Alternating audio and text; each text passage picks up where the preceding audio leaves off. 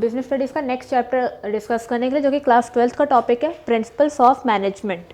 ठीक है, पहले चैप्टर में हम लोग पढ़े थे कि मैनेजमेंट होता क्या, उसके फंक्शंस क्या होते हैं, उसके फीचर्स क्या होते हैं, मैनेजमेंट किया क्यों जाता है, उसके ऑब्जेक्टिव्स क्या होते हैं। ठीक है, इस चैप्टर में हम लोग देखेंगे, जैसे कि पहले में हमने नेचर पढ़ा था कि साइंस, मैनेजमेंट को साइंस बोला जाता है एक तरह से, तो वही उसी को गवर्न करने वाले, मैनेजमेंट को गवर्न करने वाले हम लोग कुछ प्रिंसिपल्स को पढ़ेंगे, जो कि मेनली हमारे मैनेजमेंट को गवर्न करते हैं। फिर मैनेजमेंट करने के पहले हमें उन प्रिंसिपल्स को ध्यान रखना होता है, वही इस चैप्टर में हम लोग पढ़ेंगे। पर सबसे पहले हमें ये देखना होगा कि प्रिंसिपल्स ऑफ मैनेजमेंट होता क्या है।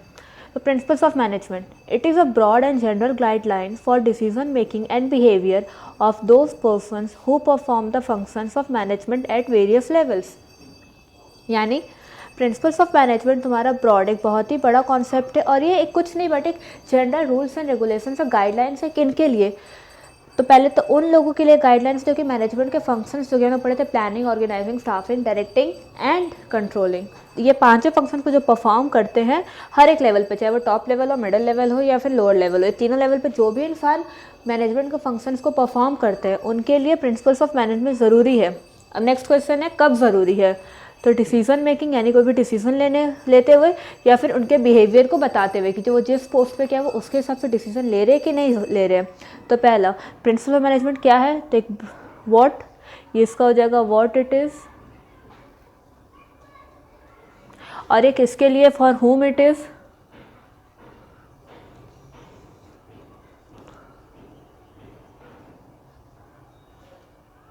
और ये क्यों है, व्हाई इट इज़।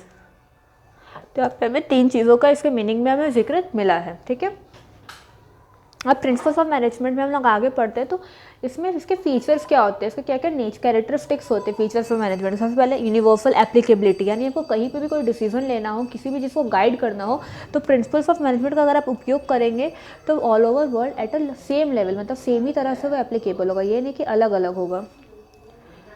फिर general guidelines, principles of management एक कुछ नहीं बल्कि जनरल गाइडलाइंस है, जो कि हम लोग ऊपर ही पढ़े हैं, मैनेजर्स के लिए या फिर कोई भी पर्सन के लिए जो कि मैनेजमेंट के फंक्शंस को परफॉर्म करते हो।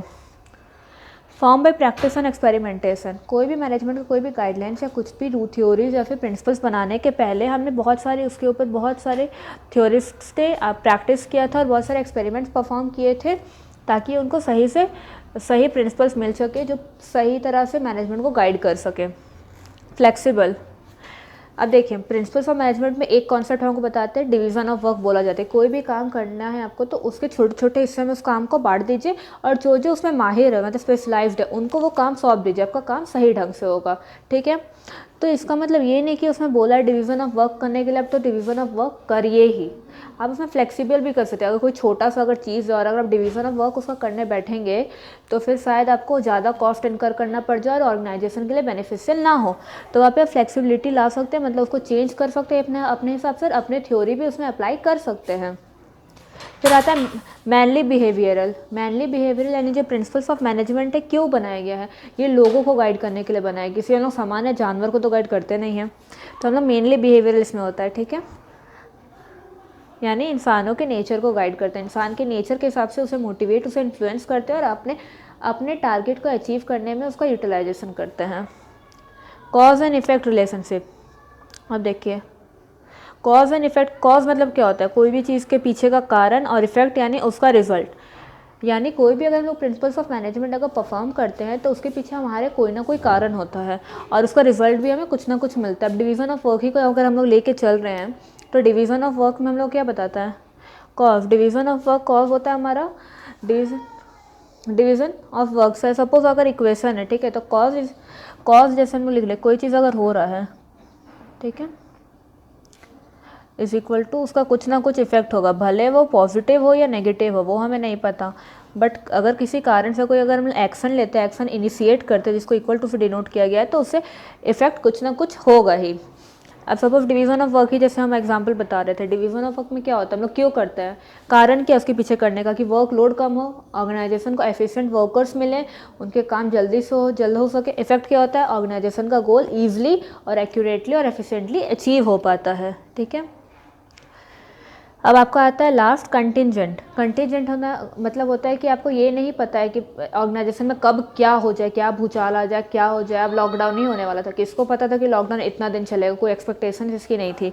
तो कंटिजेंट, अब उस समय आपको सिचुएशन देख के देखना है कि आपको कौन से प्रिंसिपल्स अप्लाई करने हैं और कौन से प्रिंसिपल्स को आपको अप्लाई नहीं करने हैं। तो पोस्टपोन करने हैं या तो अप्लाई होते आ रहा है, अबंडन करना है। तो वो आपको कंटिजेंट मतलब प्रिंसिपल्स ऑफ मैनेजमेंट ये नहीं कि अगर आप एक बार अप्लाई कर रहे हो तो वो करते ही जाना है, आप उसको अबंडन कर सकते हो। मतलब ये कंटिजेंट होता है एक तरह से, ठीक है।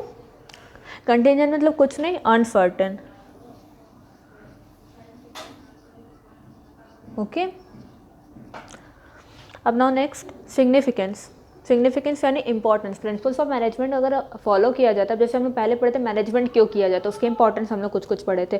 तो वैसे ही मैनेजमेंट के अंदर प्रिंसिपल्स ऑफ मैनेजमेंट को यूटिलाइज करके मैनेजमेंट क्यों किया जाए, इसका भी कुछ ना कुछ इंपॉर्टेंस होगा। नहीं तो हम लोग मैनेजमेंट तो कुछ भी अपने दिमाग से कर सकते हैं, बट इन थ्योरीज को पढ़ना क्यों ज़रूरी है, प्रिंसिपल्स को पढ़ना, वो हम लोग देखेंगे। पहला, provide managers with useful insights into reality.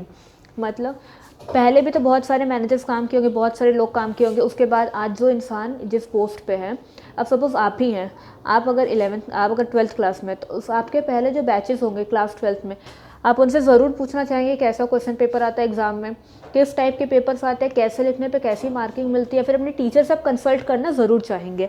तो यहाँ पे वही चीज़ है। अब मैनेजर्स जो होते हैं उनको, जैसे जो अपने एक्स या फिर अपने सीनियर से बात करते हैं, उनसे बात करके बोलते हैं कि आपने कैसे कैसे सिचुएशंस को फेस किया था और कैसे कैसे उसको हैंडल किया था। तो वही वो जैसे पहले हैंडल हुई थी, वो आज भी अपने रियलिटी में अगर वो सिचुएशन अराइज होती है तो उस तरह से वो हैंडल कर सकते हैं। जस्ट लाइक कि आपके सीनियर्स बताएंगे कि बीएसटी में अगर आप पॉइंट वाइज आंसर लिखिएगा तो उसको मार्किंग ज़्यादा अच्छे से होती है। अगर आप पैरा लिखिएगा तो शायद वो आपको नंबर काट ले और शायद उसको अप्रोप्रिएट नंबर भी नहीं दे। बट अगर 3 मार्क का क्वेश्चन है, अगर आप उसमें 3 पॉइंट लिख के आते हैं तो आपको फुल नंबर देंगे। तो ये सब होता है। फिर सेकंड पॉइंट होता है optimum utilisation of resources and effective administration. देखिए इसमें 2 पॉइंट घुसा हुआ है, एक ऑप्टिमम यूटिलाइजेशन ऑफ रिसोर्स, एक इफेक्टिव एडमिनिस्ट्रेशन। यानी अगर हम मैनेजमेंट के प्रिंसिपल्स को फॉलो करते हैं तो जो भी रिसोर्सेज अवेलेबल होते हैं हमारे ऑर्गेनाइजेशन में, rather it is in the form of man और मटेरियल, ठीक है। ऐसे 4 M's होते हैं हमारे mainly, man, material, money, methods, ठीक है। और हम लोग एक चौथा भी इसमें कंसिडर करते हैं, पांचवा भी कंसिडर करते हैं मशीन, जो कि मैन ही के अंदर इंक्लूड हो जाता है, बट ऐसे मशीन को भी हम लोग सेपरेटली डिस्क्लोज कर सकते हैं, ठीक है। तो ऑप्टिमम यूटिलाइजेशन ऑफ रिसोर्सेज का मतलब वही है। फिर इफेक्टिव एडमिनिस्ट्रेशन। इफेक्टिव एडमिनिस्ट्रेशन यानी जो भी प्रोसेस, जो भी डिसीजन हम लोग कैरी आउट करें वो प्रॉपर्ली कैरी आउट हो, और इफेक्टिव यानी उसमें कम से कम टाइम में वो हो सके, ठीक है। और उसमें कॉस्ट भी कम से कम लगे, यानी इफेक्टिव के साथ आप एफिशिएंट भी यहाँ पे लिख सकते हो, मतलब effective as well as efficient administration, ठीक है। ये दोनों मतलब ये एक मेन टॉपिक और इसके अंदर दोनों सब टॉपिक का ये एक मतलब था। फिर साइंटिफिक डिसीजन। अब मैनेजमेंट के अंदर जो भी डिसीजन लिए जाते हैं ऐसे ही नहीं लिए जाते। प्रिंसिपल्स ऑफ मैनेजमेंट को डिसाइड करने के पहले उन्हें क्यों लिया जाए, उसके फैक्ट्स, एक्सपेरिमेंट्स, प्रैक्टिस सबको अच्छे से एकदम थॉरोली और बार देखा जाता है, प्रैक्टिकली भी और थ्योरेटिकली, फिर ही हम लोग कोई भी डिसीजन मैनेजमेंट के अंदर लिया जाता है। Meeting changing environmental requirement. अब रैपिड और ड्रास्टिक चेंजेस आते हैं हमारे एनवायरनमेंट में, चाहे वो मैक्रो फैक्टर्स हो या माइक्रो आपके फैक्टर्स वो होते हैं जो कि आपके कंट्रोल के बाहर होते हैं, और माइक्रो जो आपके अंडर कंट्रोल में, जैसे कि कस्टमर्स हो गए। इन सिंपल लैंग्वेज तो समझिए, कस्टमर्स आपके इंडिविजुअल हो सकते हैं, बट पॉलिटिकल, आप कौन लीडर, कौन पार्टी जीतने वाली है आपको नहीं पता होता है। तो ये सारे चेंजेस हमारे ऑर्गेनाइजेशन में होते हैं, ठीक है। तो हमारे ऑर्गेनाइजेशन में सारे चेंजेस होते हैं। तो meeting change in environmental requirement, ठीक है। तो मीटिंग चेंज एनवायरमेंटल उसको भी ये सपोर्ट करता है। फिर फुलफिल सोशल रिस्पॉन्सिबिलिटी। यानी यहाँ पे जो भी आपकी सोशल रिस्पॉन्सिबिलिटी वो आपको पूरी करनी होगी। यानी एक ऑर्गेनाइजेशन को आपको सोशल रिस्पॉन्सिबिलिटी अच्छे से, मतलब सब कुछ सफिशेंट एंड अप्रोप्रिएटली आप जहाँ पे रह रहे हो वहाँ पे सोसाइटी में आपको सारे काम करने होंगे। जैसे आपको स्कूल्स बनाने होंगे, उसके बाद फिर आपको हॉस्पिटल्स खोलने होंगे। अगर आप नहीं खोलते हो, जहाँ आप सर्वाइव कर रहे हो वहीं पे आपका इंडेंजर हो सकते हो, मतलब एक तरह से आप खतरा बन सकते हो, आपका इंसॉल्वेंसी हो सकता है। बट अगर आप ये सारी रिस्पॉन्सिबिलिटीज़ अगर आप पूरा कर रहे हो तो आपके ऊपर कोई भी खतरा नहीं है। फिर एट लास्ट आता है management training education and research. ये जो पॉइंट है इसके अंदर भी 3 पॉइंट है, बट ये आपस में को रिलेटेड, जैसे ये पॉइंट था वो आपस में टोटली डिफरेंट, इसको हम लोग सोच सकते थे, लिख सकते हैं, बट इसमें ये तीनों को रिलेटेड है। पहला, मैनेजमेंट में जो भी पीपल काम कर रहे हैं उन्हें प्रॉपर ट्रेनिंग देनी चाहिए, और ट्रेनिंग देने टाइम एजुकेशन मतलब हमें टोटल प्रैक्टिकल और थ्योरेटिकल दोनों तरह की उन्हें एजुकेशन प्रोवाइड करनी चाहिए। और रिसर्च, जो भी हम लोग एजुकेशन उन्हें देते हैं या जो भी ट्रेनिंग प्रोवाइड करते हैं वो हमें एक रिसर्च के ऊपर होना चाहिए, ताकि जो भी हमारे मैनेजमेंट डिसीजन ले शायद वो इनोवेटिव हो और बाकी सारे ऑर्गेनाइजेशन एंटिटी के मैनेजमेंट से बेटर हो। तो इसके साथ हमारा इंट्रोडक्टरी खत्म होता है, फीचर, सिग्निफिकेंस और कॉन्सेप्ट।